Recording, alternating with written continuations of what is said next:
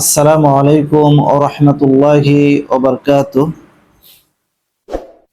সংক্ষিপ্ত হামদ ও সালাতের পরে বুলুগুল মারামের দ্বিতীয় পর্ব আমরা শুরু করতে যাচ্ছি।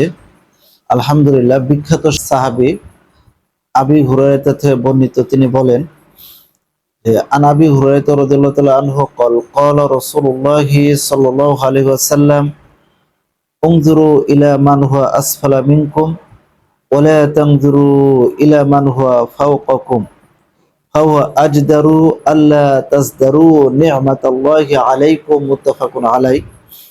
সম্মানিত দর্শক শ্রোতা, এই হাদিস দ্বারা আমাদেরকে শিক্ষা দিবে যে মানুষকে উৎসাহিত করা হয়েছে দৃষ্টিকে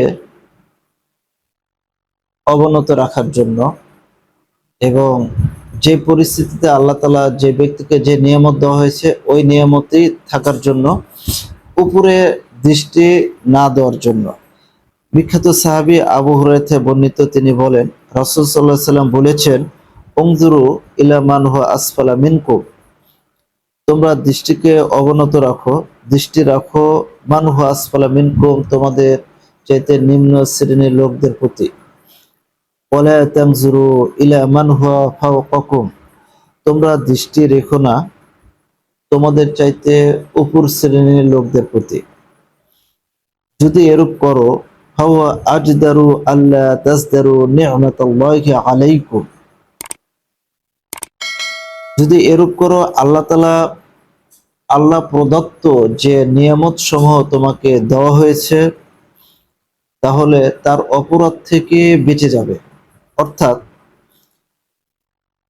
আপনি যদি নিম্ন শ্রেণীর লোকদের দিকে তাকান, উপর শ্রেণীর লোকদের দিকে যদি না তাকান, আল্লাহ যে আপনাকে যে নিয়ামত দিয়েছেন এই নিয়ামতের তাহলে আপনি কৃতজ্ঞতা প্রকাশ পাচ্ছে। যদি আপনি আপনার যে সম্পদ আপনাকে আল্লাহ তাআলা যে ধন সম্পদ দান করেছেন, এই সম্পদ থেকে যদি আপনি উপরের শ্রেণীর লোকদের দিকে যদি তাকান, তাহলে আপনার কাছ থেকে হ্যাঁ আপনার কাছ থেকে হিংসা, লোভ, লালসা, বিদ্বেষ প্রকাশ পাবে।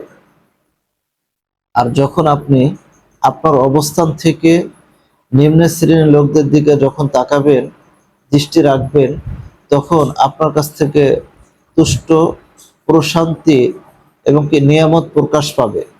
তো অন্তরে তখন কি আপনার প্রশান্তি আসবে। তো এটা সহিহ হাদিস। এই হাদিস থেকে আমরা জানতে পারলাম যে আপনি যে অবস্থানে আছেন, আল্লাহ তাআলা আপনাকে যে সমস্ত নিয়ামত দান করেছেন, এই সকল নিয়ামতের কি শুকরিয়া আদায় করতে হবে। উপরে আল্লাহ তাআলা কোনো ব্যক্তিকে শারীরিক যে গঠন, ধন সম্পদ ইত্যাদি দিয়ে যাকে বড় করেছেন, ওই ব্যক্তির দিকে তাকিয়ে আপনি আপনার নিয়ামতকে অবজ্ঞা, তুচ্ছ তাচ্ছিল্য করবেন না।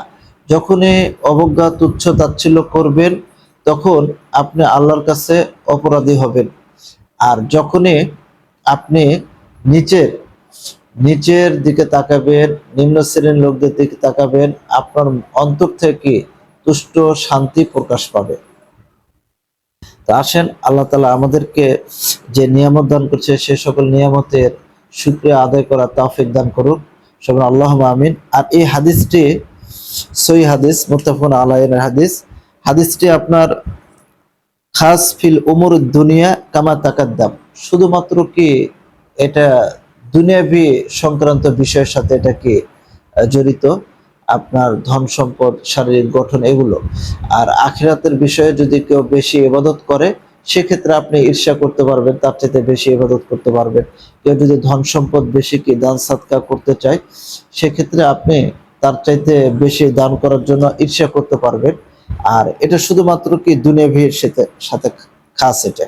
তা আসেন, আল্লাহ তাআলা আমাদেরকে আমাদের নিয়ামতের যে সকল নিয়ামতটা দান করেছেন সে সকল নিয়ামতের শুকর আদায় করার তৌফিক দান করুক। সবাই আল্লাহুম্মা আমিন। আসসালামু আলাইকুম ওয়া রাহমাতুল্লাহি ওয়া বারাকাতুহু।